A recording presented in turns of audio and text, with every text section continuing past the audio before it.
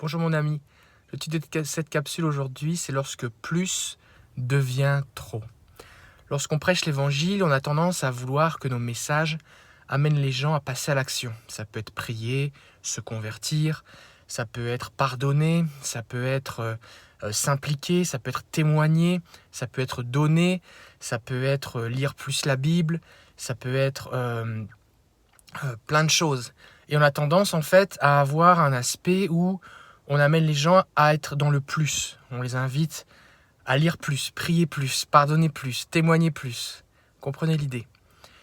Et souvent ce qui se passe, c'est que on se concentre sur les gens qui ne le font pas du tout pour avoir un message qui dit plus, plus, plus. Le but étant que ces gens qui ne sont pas consacrés, qui ne pardonnent pas, qui ne sont pas sauvés, qui ne s'impliquent pas, qui ne donnent pas, qui ne témoignent pas, qui ne servent pas, que ces gens passent à l'action.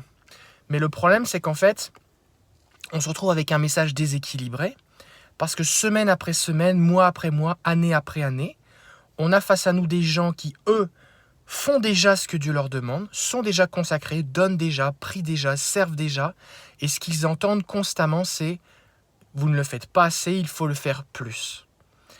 Et ce qui se passe, c'est que ces personnes qui ont un bon cœur, ont tendance à devenir déséquilibrées. Et on leur met un fardeau, on leur met un joug. Les gens ont toujours l'impression qu'ils ne prient jamais assez. Les gens ont toujours l'impression qu'ils ne lisent jamais assez leur Bible. Et ça crée un sentiment d'indignité. Ça crée un sentiment de mauvaise estime de soi ou d'impression que je suis un mauvais chrétien, alors qu'en fait, les gens font déjà ce que Dieu leur demande. Et il y a certaines personnes qui, dans un désir sincère, dans un désir pour plaire à Dieu, vont franchir les barrières de l'équilibre et vont partir dans le déséquilibre. Et vous allez avoir des gens, par exemple, qui vont s'impliquer tellement qu'ils vont négliger leur famille ou qui vont négliger leur travail.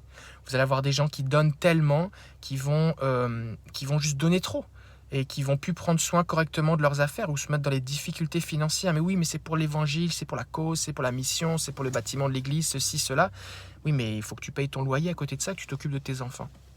Il y a des gens qui vont tellement prier et jeûner qu'ils vont oublier qu'ils ont une femme ou un mari. Mais la Bible dit ne vous privez pas l'un de l'autre si c'est d'un commun accord. Et il y a des femmes ou des maris qui n'ont plus de conjoint parce que l'autre dit qu'il est occupé à prier. Et ça, c'est quelque chose qui est important. C'est quand la dernière fois que vous avez prêché le moins. On prêche le plus, mais c'est quand la dernière fois que vous avez prêché le moins, que vous avez dit aux gens de rééquilibrer leur vie, que vous leur avez dit peut-être, en fait, que vous leur avez dit, c'est pas tellement le moins, c'est, mais quand est-ce que c'est assez ? Quand est-ce que c'est assez ? Par exemple, même dans la parabole vous savez, des talents, le maître ne va pas dire « tu aurais pu faire plus ». Celui qui avait 5 talents et qui en ramène 5, le maître ne lui a pas dit « mais quand même, tu aurais pu faire plus, tu aurais pu en ramener 12 ou 11 ». Non, il dit « c'est bien, bon et fidèle serviteur ». Et Dieu est celui aussi qui sait ce qu'il nous confie, qui sait ce qu'on est capable de faire. Et à un moment, il y a la reconnaissance. Dieu n'est pas un Dieu exigeant, dur et impossible à satisfaire. Peut-être que vos parents étaient comme ça, peut-être que votre pasteur était comme ça, ou peut-être que vous l'êtes comme ça actuellement.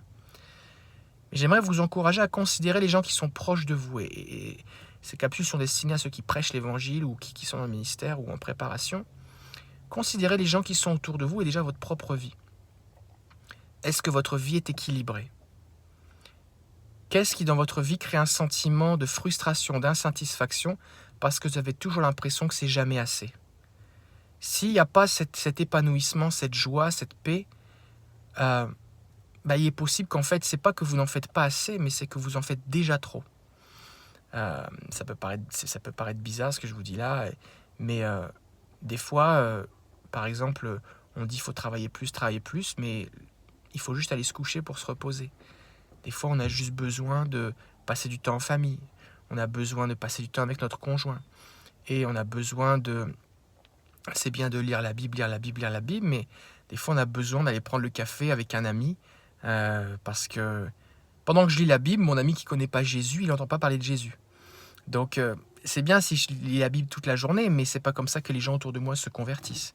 C'est bien de dire oui, il faut témoigner, mais c'est bien aussi de prendre soin de ses enfants et d'être là pour eux. Par exemple, les gens vont prêcher, oui, la consécration, soyez présents aux réunions de l'église, mais s'il y a un mariage dans la famille des gens ou s'il y a il y a un anniversaire, tout ça, passez du temps avec votre famille. Un chrétien qui n'aura qu'une réunion un dimanche ou une réunion de semaine, et il ne va pas aller en enfer pour ça. Mais les gens autour qui voient que les chrétiens de leur famille, ils sont jamais là aux anniversaires, au mariage, tout ça, parce qu'ils sont toujours dans des réunions, le témoignage il est vraiment contre-productif. Donc posez-vous la question, les gens qui sont autour de vous, qui sont impliqués, qui servent, qui travaillent dans l'église, est-ce qu'il se pourrait que ces gens-là soient dans le trop et des attitudes déséquilibrées et un emploi du temps qui soit excessivement, on va dire, spiritualisé, où tout est soi-disant pour le royaume de Dieu, mais en fait ils négligent des choses que Dieu leur a confiées. Comment va la famille? Comment va le couple? Comment vont les finances de ceux qui sont impliqués autour de vous? Si ça va mal, votre responsabilité n'est pas de prier pour qu'ils persévèrent et qu'ils endurent la souffrance et la galère. Votre priorité doit être de prendre soin d'eux, pas juste de les utiliser pour votre ministère, mais de les aider à rééquilibrer leur vie, de leur donner du repos, de leur donner, d'avoir un discours équilibré, qui ne soit pas toujours dans le plus, allez, t'es un guerrier, sois en feu, consacre-toi, on va prier que Dieu renouvelle tes forces pour que tu sois capable d'en faire plus ou de continuer de courir. Mais de dire, mais peut-être tu devrais arrêter telle chose. C'est quand la dernière fois que tu as passé du temps avec tes enfants. C'est quand la dernière fois que tu as pris un jour de repos. C'est quand la dernière fois que tu as eu un temps récréatif. C'est quand la dernière fois que tu t'es vraiment intéressé aux affaires de ta maison, aux affaires de...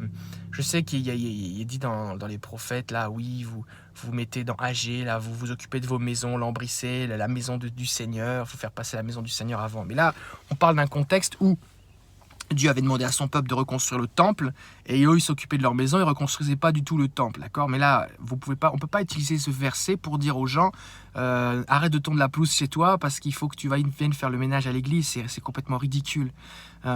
Et des fois, les chrétiens, tu vas chez eux, mais les pasteurs aussi, hein. Les pasteurs, on est fort là-dedans. La maison chez eux, tout est délabré, ça va mal, y a des réparations à faire, des choses à faire depuis des mois, des fois des années, mais c'est laissé à l'abandon parce qu'on est tout le temps à l'église. Non, il faut avoir une vie équilibrée. Alors je vous laisse demander au Seigneur. Seigneur, qu'est-ce qui est déséquilibré dans ma vie? Qu'est-ce qui est trop? Et il est important que vous entendiez cette voix du Seigneur parce qu'à un moment, quand est-ce que je sais que c'est trop? Parce que ce trop, en fait, d'une personne à l'autre, il va varier. Par exemple, quand j'étais étudiant, le temps que je passais à prier et lire la Bible, où j'avais aucune responsabilité familiale ni professionnelle et j'avais pas beaucoup de temps d'études, il était vraiment bien plus grand que maintenant, alors que j'ai une famille.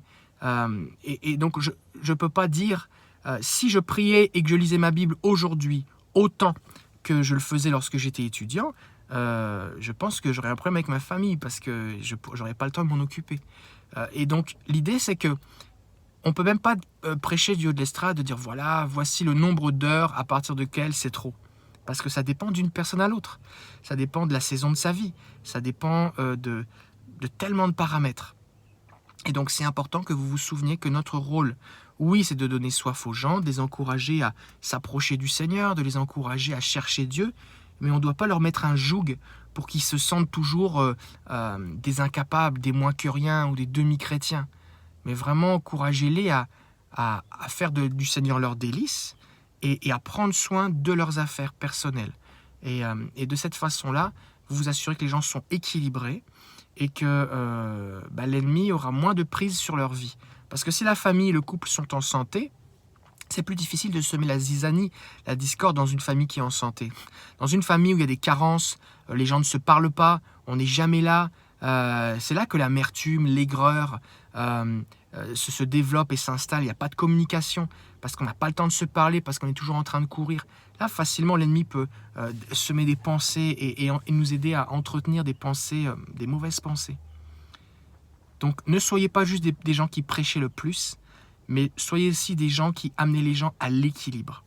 Alors, je vous dis à bientôt. Laissez-moi dans les commentaires ce que ça vous a inspiré, si ça vous aide, si ça vous parle, ou les réflexions que peut-être que vous avez. Je vous dis à très bientôt. Soyez bénis.